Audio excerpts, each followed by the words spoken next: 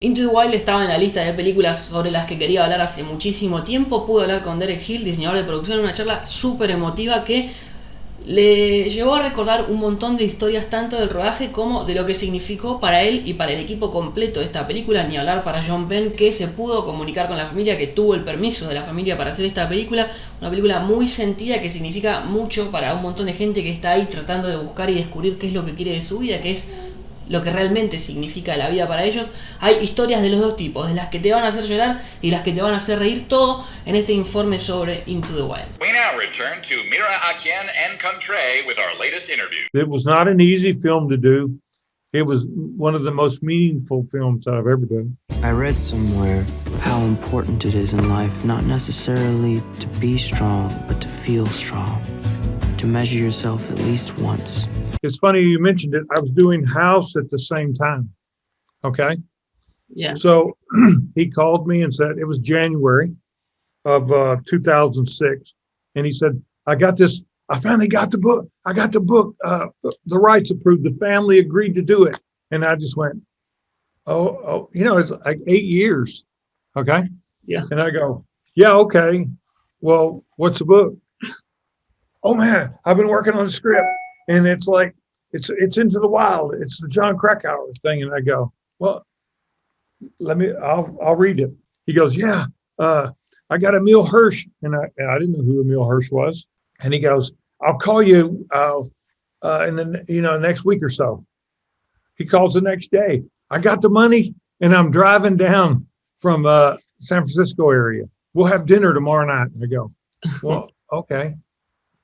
I'm working, but I'll work it out. So that's what I met Emile that night. And so it was January and he goes, here, we're going to do this movie and it's not going to be like any other movie you've worked on. It's going to be a story about passion and family and a guy finding his way, and Emile's going to play the role. And we're going to shoot and take off. And I go, what do you mean? He goes, no. We got to wait. We got to wait for the time to be right. We got to wait. Emile's got to lose weight. It's going to this. We're all in this together. We're going to travel together. We're going to live together, like in a roadside motel, if that's where we stop. So Sean had gotten the photos from the family. And he goes, I've been doing some research and here's the photos, copies of them. Go find it. Well, then you have to read the book. Yeah. Right. Then you have to say, here was a journey. And then you got photos and you're driving through Arizona and you're going, I think this is it. And then, the producers of the show go, well, we can't film at that place. There's no support. There's no infrastructure. And then, you talk to Sean, who's also producer director. He goes, no, we're shooting there.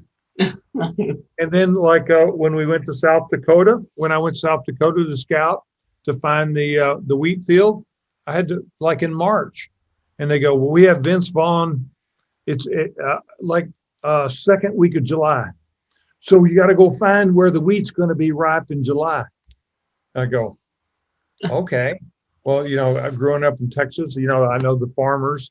So I know some farmers. I go, well, so listen, it's March. When does wheat start ripening in Texas? Because it's the South and it goes up north. He goes, look, son, once it starts, it ripens at 10 miles a day. And I go, okay. He goes, so get your map and draw 10 miles lines on the map and count the number of weeks until July. And that's where you're across the United States. That's where it's going to be ripe. Sure enough, it was. Yeah. It was in Carthage, South Dakota, where Wayne Westerberg lived. So when I went there, Sean goes, we got to stay with him. You got to stay at his house. He wants you to stay at his house and get to know him. And so you get the character right. I'm going to be all the way out there. Yeah. In the wild.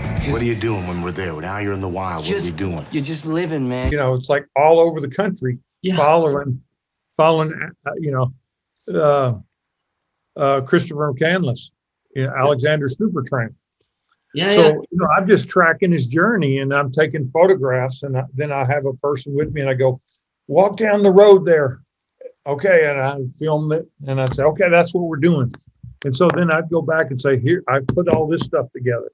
We followed as much of the story as possible. He had two families, so they didn't really know that.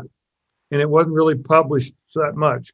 So Sean was talking to the daughter, and then the daughter talked to him and said, well, we're thinking about doing this, let Sean Penn do the rights to the show for the book. They said, well, as long as you let him tell the truth. So the family was like, yeah, no problem. Well, then the truth hurts. Yeah. Okay. Because I remember when we were shooting when he was in Astoria living underneath the bridge, and then he goes across the bridge and gets on Cape Disappointment and stays with the hippie on the bank. Well, the daughter came when we were shooting there, and Sean was in one of those moods, and it was like, oh boy, this is not good. I said, what's wrong? He goes, the family's mad because the daughter's like telling these other stories. And I said, well, what's the truth? That's what we're doing. We're doing the truth. I know Krakauer wrote a book, but you agreed with the family that you would tell the truth. So just tell the story. That whole thing, when we went to the premiere, the family sat right in front of me. They'd never seen the movie. And then that whole thing when the father broke down in the street on his knees and everything, very emotional. Yeah. Even to me, even today. Is there anybody here? Guess not. We scouted Alaska. We scouted on snowmobiles. We went up to see the real bus. And, it's 28 miles in and it was 0 degrees. We took snowmobiles and went in. And when we got to the bus finally, Sean said, I need some time. Okay. Yeah. So we all sat there and he went inside. And we're wearing 5 layers of clothes, because it's 0 degrees. And so then he finished and we went in there and he said, the family sent me with provisions to leave for all the lost souls. So yeah, that bus is special. It draws people from all over the world. Yeah. That are trying to find themselves. And, I think our movie made it more famous than what it was. But the people that really knew Christopher McCandless and knew the story, it always meant that to them. And then they finally, Alaska, because when that happened and they took the bus out, I got 500 emails from people and said, look what y'all done. I said, well, we really, all we did is make people realize that there's another part to everybody's life and that you choose to seek it, so that was the message that Sean was trying to send. And, we went there. We didn't shoot the real bus. We had to go find the bus. We had to make the bus because it was sacred to Sean. And then we scouted snowmobiles and, and it was all the rivers were swamped, they were all covered, frozen. So we went there and then the snow was up past our knees, and Sean goes, I think I'm in a riverbed. I'm going to go up here and look. And we climb up the hill and Sean's like a kid. He's just running. We're like going, okay, we're behind you. He gets to the top and there's 2 moose standing there. And he goes, this is it. Chris sent this message. Yeah. So we built that bus there. Yeah.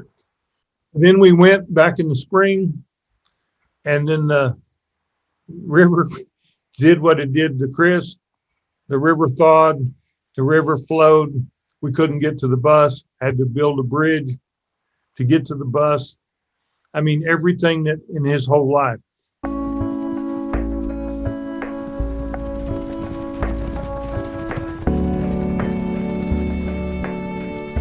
Emile, It was all great. You know, like he was with us and we would travel with the AD and a camera guy, Emile, Eric Gauthier. And then we would say, let's jump out. Here's a great shot. Just do this. Walk across this ridge line. And so Emile was losing weight. He was on a special diet. So we would go to dinner, you know, and we would have dinner and he would have his FedEx dinner come in.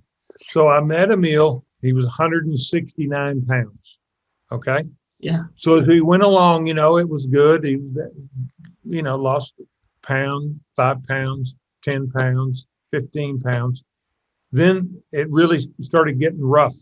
You know, it's like he couldn't come to dinner with us anymore.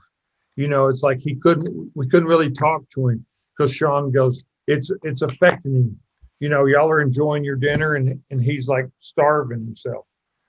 And so the day we did the bear, he was 114 pounds. He had basically starved himself to play that role. So because we didn't shoot it in sequential order, that's why we had his hair grow, his beard grow. He's got to cut it. We got to wait for 4 weeks for this to happen. So Emile was a trooper. I remember when we got down in the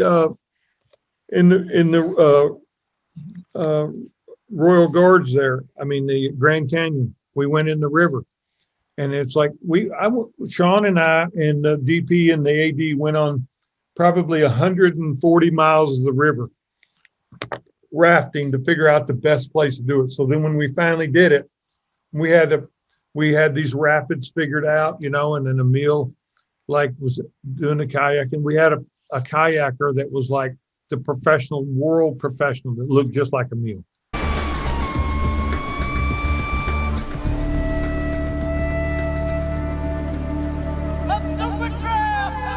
Yeah. So when we do this stuff, you know, he's going down the rapids and then, you know, Sean's shooting and all excited. He goes, okay, Emile, okay, we're down in the river for 3 days. You don't come out. Okay, Emile, now you do this.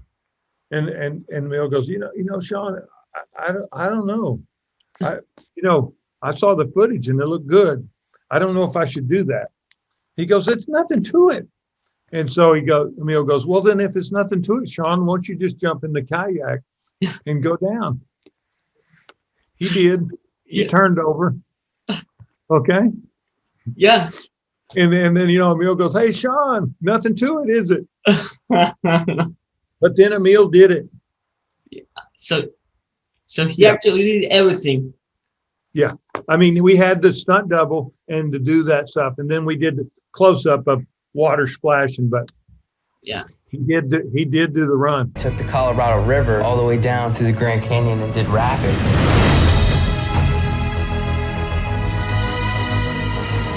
You use real wolves for the shooting? They were a wolf. They were a wolf hybrid. Oh, you know, because we had the real wolves, and it just we brought the real wolves in, and it wasn't. Yeah, but you tried. Yeah, yeah, we did. Yeah. What and how was this for? How was the reaction of Emile when he saw the actual wolves the first time, and then you changed it for hybrid? Oh well, it was a relief to him. Well, you should have seen when we were doing the bear. We did a rehearsal with the bear, and you know I'm always had the camera, and then so the guy that got the big bear, Bart, and you know he's got the beater stick behind him, you know, in case something happens, and so I'm filming the thing, just shooting shots, and all of a sudden I have the bears coming towards me, and then in my photos that I'm taking, everybody's hiding behind the bus, and the bear's coming right towards me, even though they're tamed. They're still a bear. Yeah. And then, you know, then he jumps up on the hind legs like this, and he's like 12 foot tall. Yeah. And it's like, you could see the guy reaching for the, you know, calling the bear's name, and he had the stick ready. But, you know, when you get behind the camera and you're looking through a lens, everything is just, you turn it out. Yeah. You turn the danger. I mean, that's why there's accidents that happen with camera guys sometimes, because they're getting the shot. Yeah. But I love telling that story and showing those photos, They go, well, that wasn't the real bear. I go,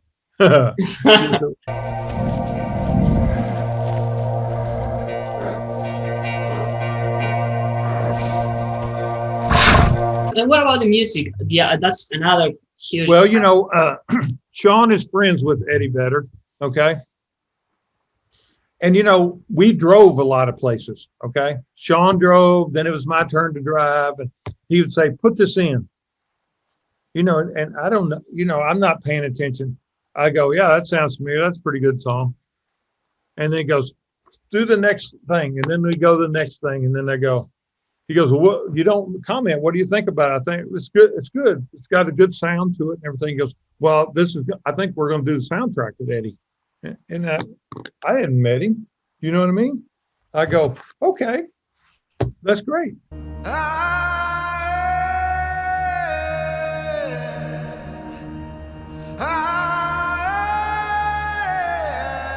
That's what it draws people to be the explorer. The film to us, it was unlike any other film because it was so meaningful to Sean. It's like we would work long days in Alaska when the daylight was long, and it meant so much to all of us when we did it. Yeah. And the fact that I still have friends from Alaska from when I did it, and some of the most beautiful photos that I've ever taken on that scouting journey of his life. What's the N stand for? North. Your great Alaskan adventure.